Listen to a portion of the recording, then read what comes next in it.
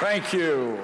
But I wanted to work more closely with the National Council of Resistance in Iran and the so-called MEK, and I'm very pleased to be able to do that. This is not a case of the enemy of my enemy is my friend. The people in the Iranian American community and the global Iranian community who are fighting the regime in Tehran are our friends. And I'm very glad that all of you are here today. I want to say how pleased I am to be with the Iranian Americans who are here, and frankly, to note the presence of a number of Senate staff members, perhaps some from the House, something that I could never acknowledge during the 24 years I was in the Senate. The staff is actually quite important and help the senators and congressmen to make a lot of the important decisions about what's a priority. So the fact that you're here means a lot. Happy Nowruz to everyone. The history and proud culture of Iran and the fact that this great country and this great people, educated, civilized people, are essentially being held captive by a tyrannical, despotic regime. Let me talk about human rights first. Today, there are at least 900 political prisoners in jails in Iran, people who are there for no other reason than they express their political opinion. The UN reports that at least 753 individuals were executed by the current Iranian government in 2014, last year. That's the highest total in a dozen years. And as many of you know, executions have occurred at a far more rapid pace since the self-proclaimed moderate Hassan Rouhani became president than they did under his predecessor Ahmadinejad. What about gender equality? Well, Supreme Leader Ali Khamenei has called gender equality, and I quote, one of the biggest mistakes of Western thought. I guess he's not too happy about the National Council of Resistance, or the MEK, because it happens to be led by a great woman, Mrs. Rajavi.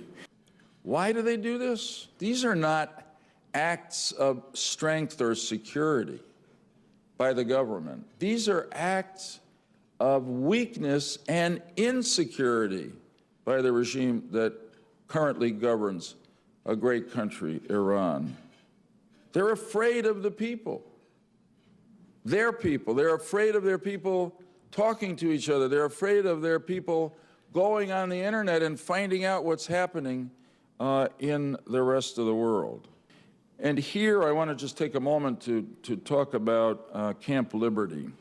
Starting in 1986, this organization was headquartered at Camp Ashraf in Iraq until 2012, when it was relocated to a small section of Camp Liberty, which is directly east of the Baghdad International Airport.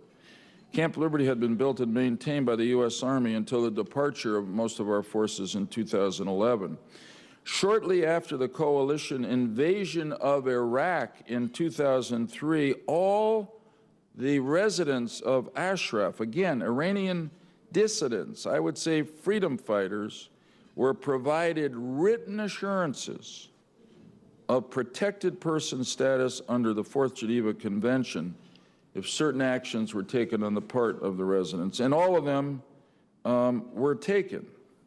They met every expectation that we, the United States government, placed on them. Unfortunately, in 2009, the protected person status was revoked summarily, arbitrarily, without cause. And the residents, their security, was turned over to the Iraqi government at the time, which was heavily influenced by Tehran, which would like nothing better than to take violent action against these enemies of theirs, because they're fighters for freedom in Ashraf. There's a lot more I could say about that, but let me just say, as we work hard here on Capitol Hill and elsewhere to liberate the people who are trapped in Camp Liberty. We owe them, and I promise you that I will do everything I can to make sure that the United States does everything it can to keep its word. So let me say, in summary, and speak to you directly, those of you who fight and work so hard in this movement.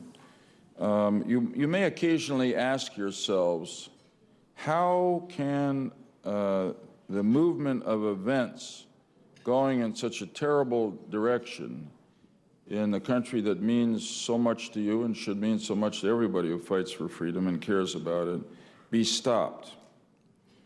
And the answer, I think, is that it can be stopped by good and courageous people who are prepared to fight to stop it.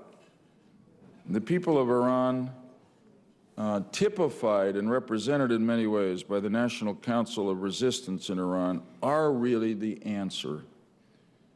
As much as I know you believe in your cause, even you must sometimes ask yourself, is it possible, can the regime in Iran, with all its weapons, all its money, and the control it has over its people internally, really be stopped and overthrown?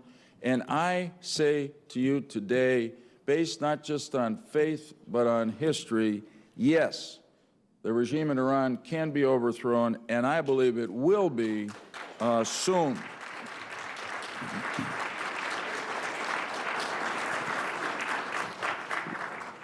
Margaret Mead, the great anthropologist, once said, never underestimate the capacity of a small group of devoted, ordinary citizens to change the world.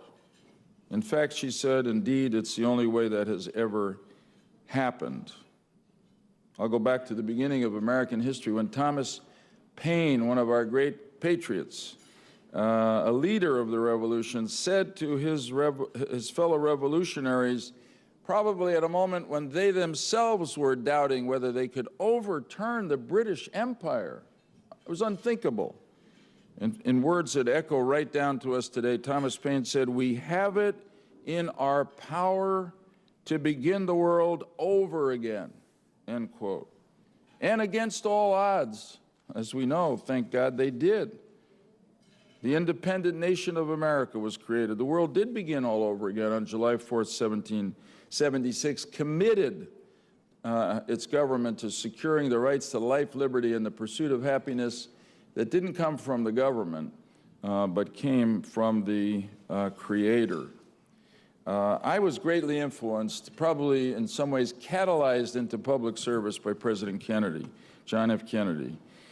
For most of you here, probably weren't even born or even a thought in your parents' minds. But it was a great time in 1960. The Kennedy inaugural address is worth reading. It's a call to a generation. Ask not what your country can do for you, but what you can do for your country. I quote, "The same revolutionary beliefs for which our forebears fought are still at issue. And of course they still are, and nowhere more than in Iran, are still at issue around the globe. The belief that the rights of man come not from the generosity of the state, but from the hand of God."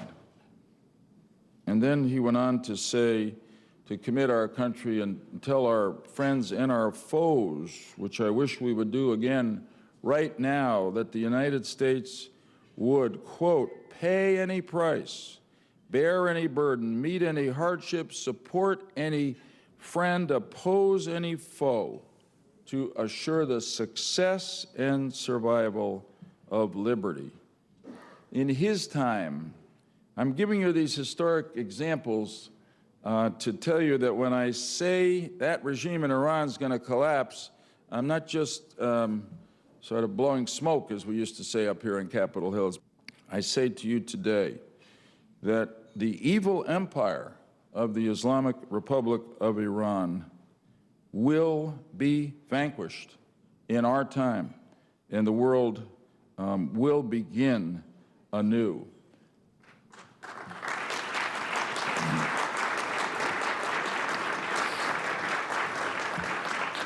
And part of why that will happen is because of the principle, the devotion, the steadfastness, the courage, the intellectual energy, the remarkable intelligence work done in Iran by the National Council of Resistance, led, as I mentioned briefly earlier, by Ms. Rajavi, who is a remarkable figure in her own right and a powerful figure, strong, gifted, modern, religious, and clearly tolerant.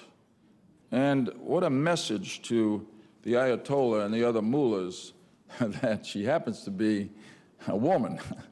And what a change that would be. But I want to close by repeating something I said on that occasion. It was an honor to speak to that group.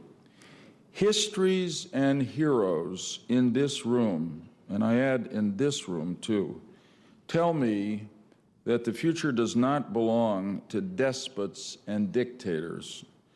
It belongs to activists from Tehran, journalists from Moscow, bloggers from Cairo, human rights advocates from North Korea, and to countless others whose names are not yet known, but which will someday be inscribed alongside those of Havel and Sharansky in the kingdom of conscience and courage in which all freedom fighters belong.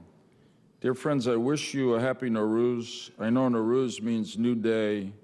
With you, I pray that this is the year in which, and I pray with faith, that this is the year when we will see not just a new day in Iran, but a new government that will reflect and represent and protect the people of this great country. Thank you very, very much.